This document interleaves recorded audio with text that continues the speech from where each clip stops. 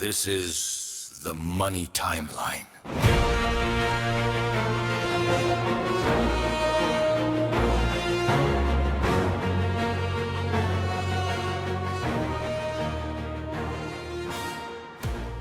The phone you are holding in your hand right now, the computer on your desk, the car in your garage, the refrigerator in your kitchen, they all work. They work perfectly, and you take it for granted. But inside all of them, there is a tiny part that you cannot see with the naked eye. Without that part, they won't even turn on. They call it a chip, a semiconductor. And right now, something serious is happening in the world of that little part. Prices have multiplied. It has become impossible to find. Most of the production has started flowing into a single place. Why should the people watching this video care? Because this directly affects your pocket, the products you use, and the next few years. Let's start from the beginning. Section 1. How did it start? 1. The pandemic. Everyone was locked down at home. And what did people do when they were locked down? They bought computers. They bought tablets. They bought gaming consoles. They bought smart TVs. Demand for electronic products exploded. Chip factories said, okay, this is where the demand is coming from, and shifted their capacity to electronics. But what was happening at the exact same time? The automotive sector had panicked. Showrooms closed. Car sales hit rock bottom. Car manufacturers said, we don't need this many chips, and canceled their orders. Up to this point, everything seems logical.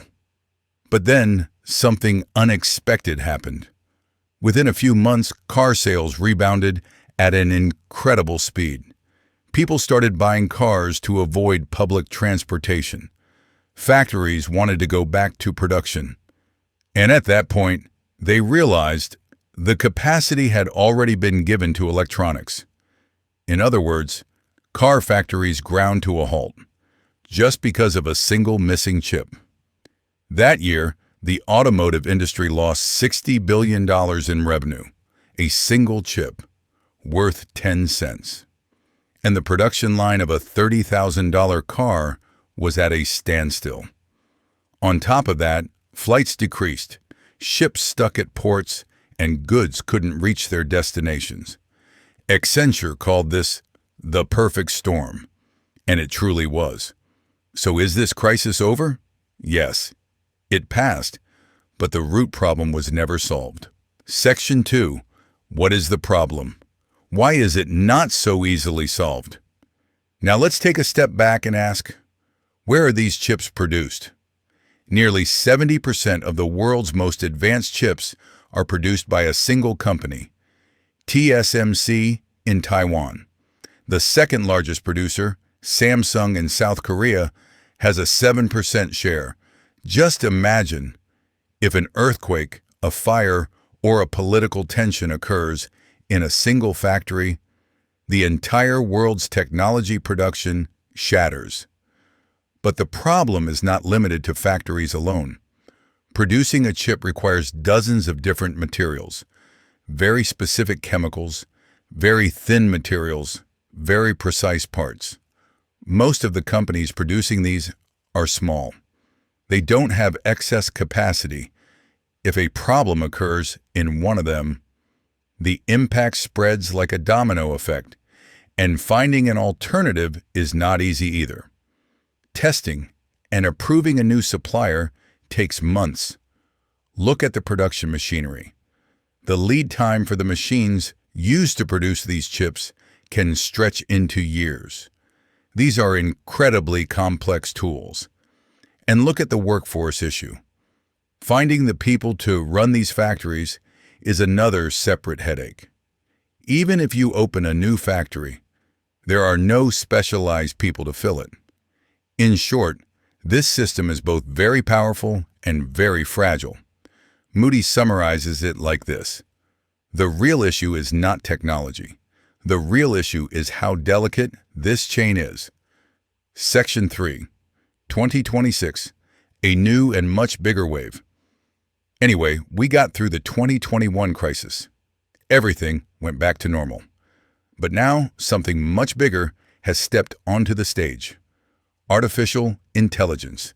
Everyone is talking about AI. Chat GPT, image generation, voice cloning, video AI. To run all of these, you need an incredible amount of powerful computers. These computers sit in massive data centers. And these data centers consume chips, a massive amount of chips. Amazon, Microsoft, Google, Meta, Oracle.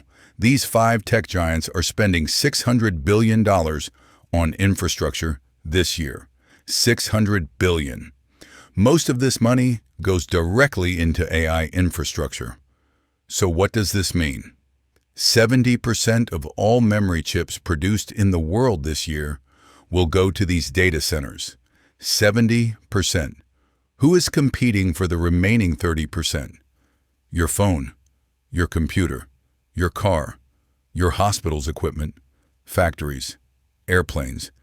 They are all reaching for a tiny slice of the same pie. And who is going to lose this competition? Most likely, ordinary buyers like you. Section 4. The numbers speak. Let's talk concrete facts. We are talking about computer memory, the thing called DRAM. Its price increased by 125% this year. Then there is storage space, the memory in your phone and computer. They call it NAND. Its price increased by 234%. Let's make the numbers concrete. A memory module you bought for $250 in October 2025 jumped to $700 in March 2026. Why? Because Samsung, SK Hynix, and Micron, the world's 3 major memory manufacturers, shifted their capacity to AI data centers. There is more money there. There are bigger orders there. What was the result? Smartphone prices went up. Computer sales went down.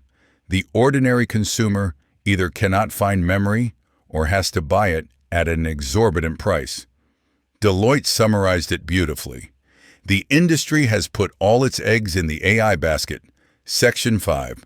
But what if everything goes right? Now let's ask a question like this. Let's say the AI boom continued.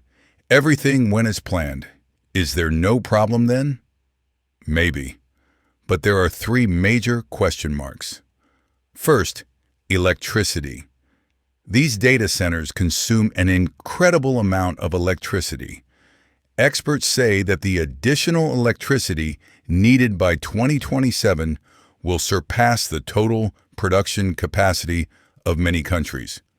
Right now, electricity cannot be found. Construction projects are halting. Half of the planned data centers have been postponed to 2028, meaning the demand will continue, but supply cannot catch up. Second, AI itself is becoming more efficient. Every new model runs on less power than the previous one. If this speed increases, these data centers, where billions of dollars have been spent, could become obsolete much sooner than expected. Third, counterfeit products. When there is a shortage, fake goods enter the market. This is also true in electronics. As shortages increase, the number of counterfeit chips and components rises. Last year, reports regarding this showed a 25% increase, and this year, the shortage is much more severe. Section 6. So, what will we do? Okay, we have painted the picture. So what should you do? If you are an ordinary user, if you're going to buy a phone, upgrade your computer, or thinking of buying anything electronic, know this. Prices will remain high for the next year or 2. Even the most optimistic forecasts point to the end of 2027. If you don't absolutely have to, you might want to consider postponing your major purchases. If you are a business owner or handling tech procurement, know your supplier, don't depend on a single source, and make your plans at least a year in advance. Because the era of "I'll buy it when I need it" is officially over. And if you are watching this video as someone curious about the world of tech, this crisis is not a temporary shock like the one in 2021. Back then, production had stopped. Now demand has structurally changed.